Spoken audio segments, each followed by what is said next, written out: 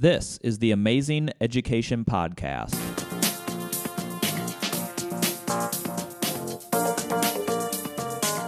Powered by the Ames Community School District, I'm your host, Eric Smith. On today's episode, we are joined by School Resource Officer Don Johnsen. We're going to have an amazing conversation about policing in schools, building relationships with students and staff, and how he approaches active shooter training. Okay, Officer Don Johnsen, thanks for being on this episode of the Amazing Education Podcast. Yeah, thanks for having me, Eric. I am excited about this episode, and so I think I have a whole list of things that we can talk about. We could do multiple episodes on this topic, and so what we're going to talk about is Don here is School Resource Officer for the Ames Community School District, and we're going to talk about really your approach to this position, kind of what you do on a daily basis, and then we're going to hit some other big topics along the way. Sure. So how do you approach your position as a School Resource Officer? Yeah, so I view my position, or I guess roles of my position, first and foremost is safety and security for the school, providing a safe learning environment for the students and a safe teaching environment for the staff and teachers. Whether it's, that could be threats from outside the school, inside the school, as far as like worst case scenario, but also just maintaining good relationships with the students and making sure that to the best of my ability and my role, to have everybody get along and to be cohesive and providing a safe learning environment. Yeah. My second responsibility or my second role in that is building relationships with students, police-student relationships, and police-staff relationships as well. It's not, some students may have never encountered the police or have perceptions or other encounters with police that may not be positive, may be negative, may be positive. Yeah.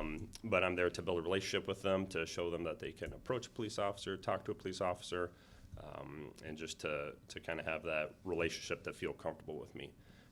And then also kind of as an educator as well in police. I don't have an education background, but I have police background, and so I can relay police information, how the police work, why we do what we do, maybe clarify some scenarios or situations that they have questions about. Yeah.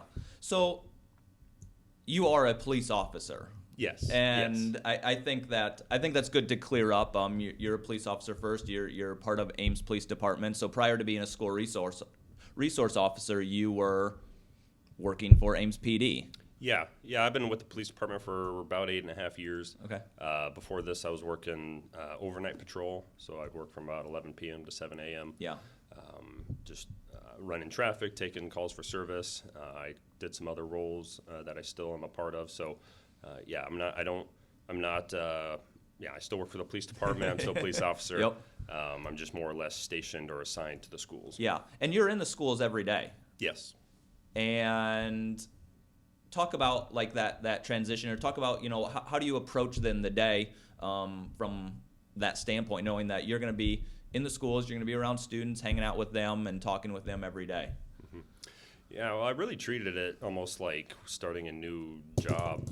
I was starting a new position, new role, or starting a new job in a different environment, because I've had interactions with youth on patrol, not as much on overnights, but I did have exposure, and I appreciate having relationships with youth and being able to interact with them. And so just having that as one of my main focuses is just building a relationship with the student body, with the youth of our community, because really our community is pretty much fully represented within the schools, because everybody who has children send them to school. So for the most part, just having a focus on how can I best interact with these students, not only not just to be their friend or their buddy, but to show them that they can interact with someone within their community, whether or not I have a uniform or whether I'm an adult or whatever the case may be. So I've worked with you. I've worked with other school resource officer and other police officers within the Ames Police Department. And one of the things that really strikes me is that Ames PD as a whole really values community involvement in the way that they police. And I feel like you being the school resource officer is really an extension of that. I mean, is that something that you think about and view as well? Yeah, absolutely. One thing that one obstacle with policing is whether or not your position is retroactive or proactive. A lot of what we do on patrol has to be reactive. It has to be somebody's calling for assistance, somebody's calling for help, or we see a crime or something occurring, and we respond to that. Yeah. In my position, there is some of that, but I mean, not nearly to the extent that it would be on patrol. So a lot of my operations is proactive. I'm trying to build relationships with students. I'm trying to build relationships with the school, with other youth organizations throughout the community to try to connect everybody together. So that way, as we think about as a community passing on our community to the next generation, to our youth, how are we going to do that effectively? How are we going to do that proactively and not just responding to emergencies or incidents that happen? So from the school district side, I have really valued having school resource officers in our buildings and a part of our district, because there are times when things do cross from a school or building issue or concern, and it does move over into a police matter. And I can remember a couple of them, where we've received an online threat, and those are really serious things in today's society. And so I think having that relationship from the school district standpoint, in that we have people that we can connect with, yourself right away, that can help navigate really that muddy water. And so I've really appreciated that part of it. Yeah. What do you think people don't fully understand about your position? Yeah, I think we touched on it already, and that I am a police officer. I'm not a security guard or a truancy officer. I have authority in the criminal law, and so I don't enforce school rules. I don't go and force kids to come to school who are truant, or I can't technically stop kids that are running in the hallway unless there's an obvious safety issue. Yeah. But if they're committing some school violation, I don't necessarily discipline those. Sure. Because that's not your job. Right. That's not my role. My role is a police officer. The school has a whole framework on how to deal with discipline. Yep. And that's their role. So that would be maybe one thing that people aren't as clear about. Another thing, when I explain to people or tell people that I'm a police officer but I work in the schools, a lot of times sometimes they are like, well, is that really needed? Is that really necessary? Yeah. So I think their perception is there's such a criminal need in the school for a police officer to be there, and that's not really the case, at least in our community. Yeah. And at our school district. So I explained to them that it's more of a proactive approach, as we talked about, relationship building, and trying to problem solve issues before they do become criminal. Yeah. How much do you think about school security on a daily, a weekly basis? Pretty much every day, all day. Yeah. And what does that? What's the range of that? So there's the extreme end of an active shooter situation, and then there is school security that is not that extreme. So talk to me about that. Yeah, the worst case extreme scenario, like you said, is active shooter, and so there's we do active shooter training at the police department. Yeah. as a police officer, as police, we have experience with individuals with weapons and ill intentions and things like that. There's certainly some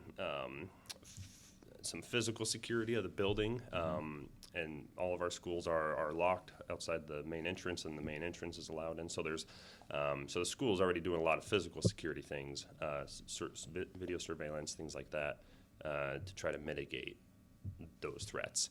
Other threats or other security issues, safety or security issues.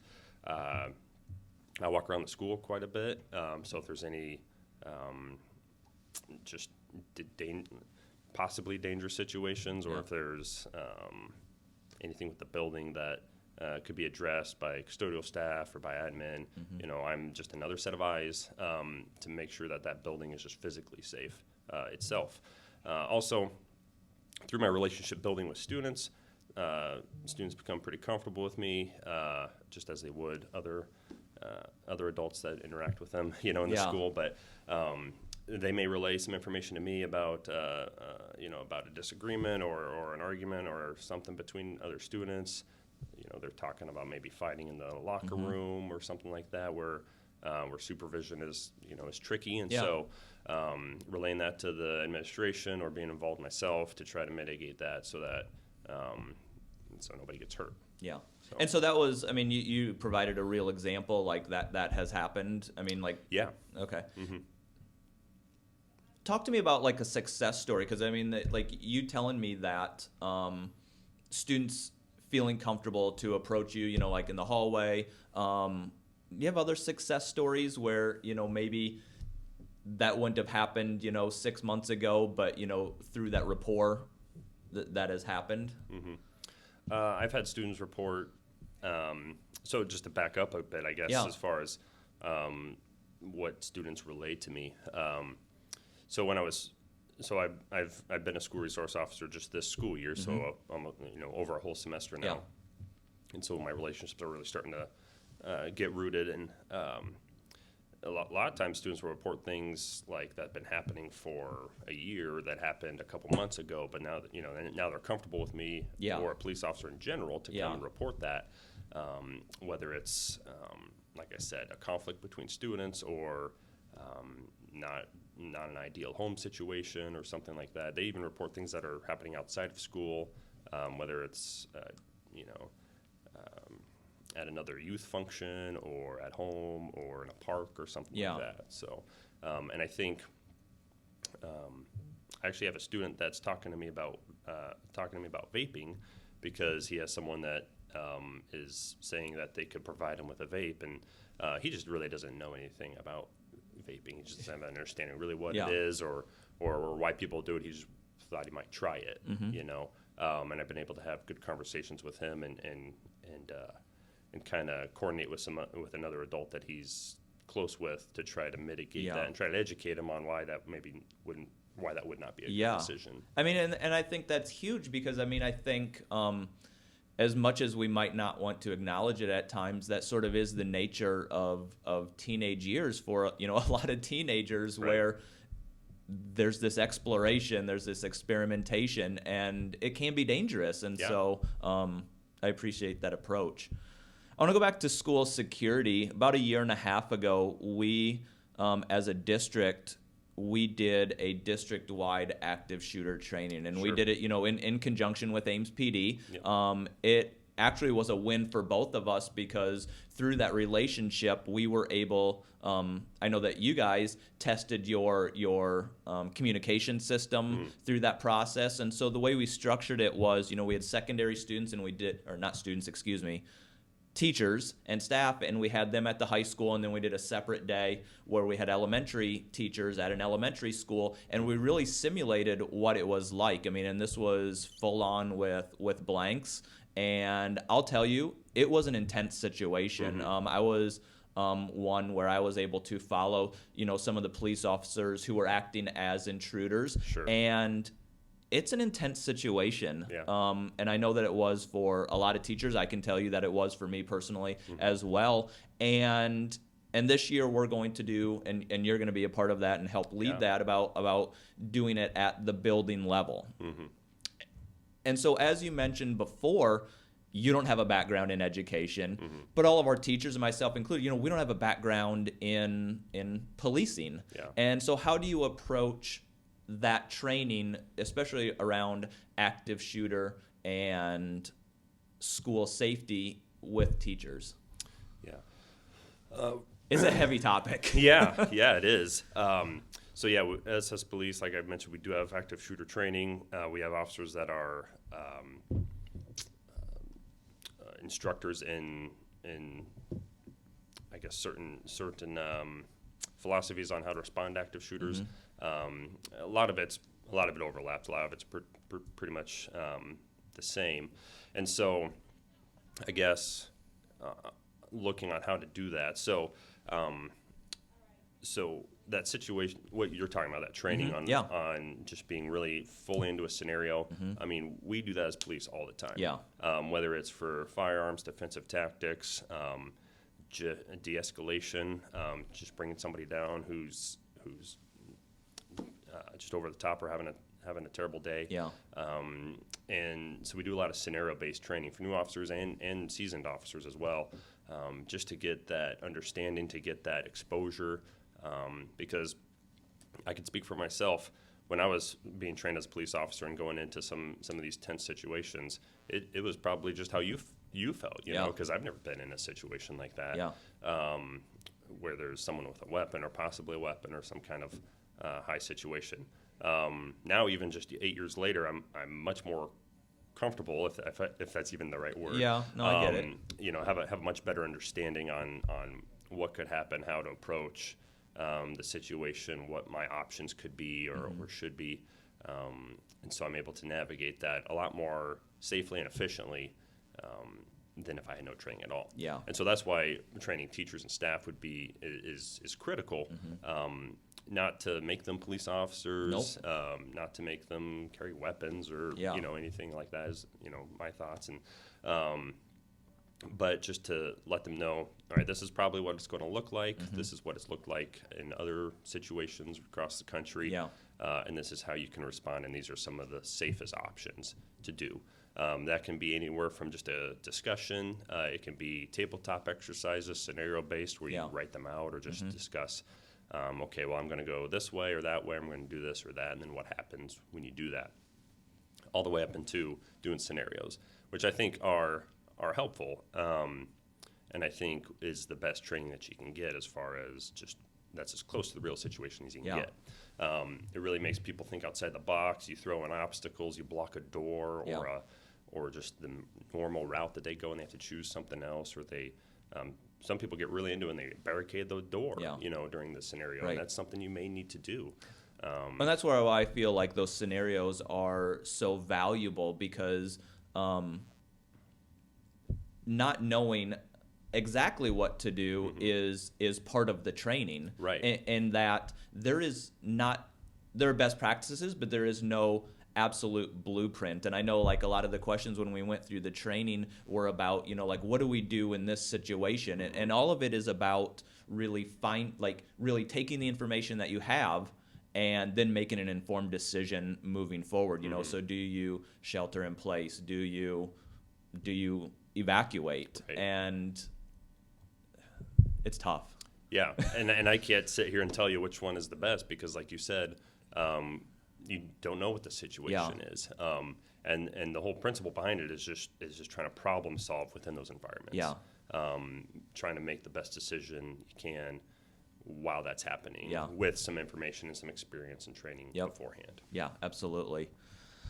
So you're part of our district critical consciousness training, and then you also talked to me about Ames Police Department has training on implicit bias and disparities as well. And so I just want to give you an opportunity to talk about some of that, and maybe even like what some of your takeaways have been, whether that was through the training through Ames PD or being a part of our critical consciousness training. Yeah, so like I mentioned earlier, especially being in the schools, but just police in general, we deal with or we interact with everybody in society. Every group, every social circle, every just every aspect of the community. And so we need to understand not only how to interact with those that are like us, but those that maybe we haven't had interactions with that are different than us or that have different perspectives or thoughts based on a number of things, whether it's culture or background or history. And so some takeaways from critical consciousness is, for me, helping me to kind of frame in more of my understanding of that. Yeah. It's the idea and the principle and the purpose behind it is not new to me. But having 3 hours every month with, I think, maybe 50 people in the group or whatever, being led by the facilitators has been really helpful in really getting down to the detail, getting down to why certain groups or certain members of the community have thoughts or perceptions or mindsets around whatever, you know, around equity, around how systems are in place, how they work, and just giving a history of why that happens. I think sometimes it's easy to give an excuse or just to be like, well, let's just stop everything that's happened and just everybody treat everybody good from here on out. Yeah.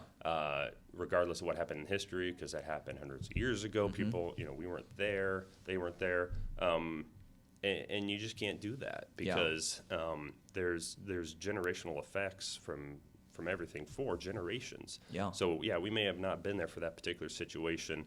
That wasn't equitable for a group. But it affects each generation. And so we need to break that down and get over those obstacles and barriers and understand why that happened to be able to gain a perspective from the other shoes, from that other person. And this training has really helped me to be able to understand and articulate that better as I interact with other people who haven't been in that training or with students that have that background or that history or that perspective that I don't have. Because people are different. So I can say that I'm a much different person from a critical consciousness lens from a year ago to today. We had Katie on this podcast. We did 2 episodes with her and just talking about that. And I think it's important to also understand and have that perception on how I think some populations view education is important, and having that understanding can really change our approach. And I think that can be applied to policing as well on why people have, you know, a positive or negative view of policing, and having that understanding, because I think you can then make informed decisions, and then as a school resource officer, an informed decision in our buildings on how we educate and interact with students. What have been some of the things that Ames Police Department has particularly done as far as training? Sure. I'm going to pull out a list because I actually there was actually too many for me to be able to remember. So there's about a dozen or 15 here. So we've done cultural competency, diversity, special populations, fair and impartial policing, teaching diversity, cultural diversity and racial profiling, beyond cultural sensitivity, community conversations. We've done cultural awareness, navigating differences. We've done LGBTQIA plus awareness, gender bias in law enforcement response, equity and inclusion, diversity, implicit bias. I'm not even going to name them all just because I'm just listing. But and those are trainings that not every officer has been through those trainings, but I've been through a train the trainer for fair and impartial policing. Procedural justice training, which has a lot of overlaps with fair and impartial policing. And so 3 of us were trained for that. Then we come back and we train the department on that. How we were trained at the training that we went to. Training. And so and that's just sometimes how it shakes out with logistics and budget and things like that. No, I get it. But some of those, all of us have been through on a year or annual basis. And these trainings, as far as Ames Police Department, I mean, I'm assuming they're on some type of cycle or you know regularity, so that yourself and then different officers have access to each of them. Yeah, and most of that training is mandatory for officers to go to. Yeah. That's absolutely great. Well, this has been great. We could keep going. Yes, we could. We definitely could keep going. But before we close this episode, I wanted to give you an opportunity to talk about something amazing from your world as a school resource officer. Yeah. So I was trying to think of, with the other podcasts I've seen, they've been in education. Yeah. Like I said, this is kind of my only exposure to education. But one thing that's amazing that I've seen from my position, so kind of just to lay the groundwork. So one of the things that I've done in my position is given presentations to students in the classroom. Oh, yeah. The teacher is doing a certain unit, and they invite me in to give my experience or my perspective on it, and those have included vaping or drug unit or bullying, things of that nature, constitutional rights kind of thing. So some of those have been every period for 2 days. And so I've done presentations before, but it's usually like one and done, But to do you kind of lose track after 3 or 4 or 5. Oh, did I talk about this time? And the kids are like, no, or yes, you have. And that's like, okay, a teacher's day every day. Well, that's to my point is, wow to teachers and a shout out to them, because not only just standing for that long and only having a 4-minute break in between to get a drink or whatever, and then just go right back into teaching the same thing. A lot, it's discussion based at times, and so I can see why they're able to do that, but that really opened up my perspective to teachers, and not only teachers, but being in this position, a shout out to administrators as well. Yeah. My perception, especially when I was a kid, is unless you get sent to the principal's office, what else are they doing? Yeah. But holy cow, they do a lot. I know. They are they're not just they're barely in their office. They're on the ground all the time. We have radios at the school does, so I kind of have a sense of what they're doing sometimes. They're teacher meetings, they're in classrooms doing observations, they're doing schedules, building coordination, things like that. So just a shout out to people in education and within at least this district for just all the work that they do. Well, I think that's great, and I appreciate that, and I hope everyone else does too who hears this. Well, thanks again, Officer Johnsen, for being a part of this episode of the Amazing Education Podcast. We hope all the viewers and listeners enjoyed it as well, and if you did, please feel free to share this episode and all of our other ones. They're available on iTunes, Google Play, YouTube, and I want to thank you again. Thank you, Eric.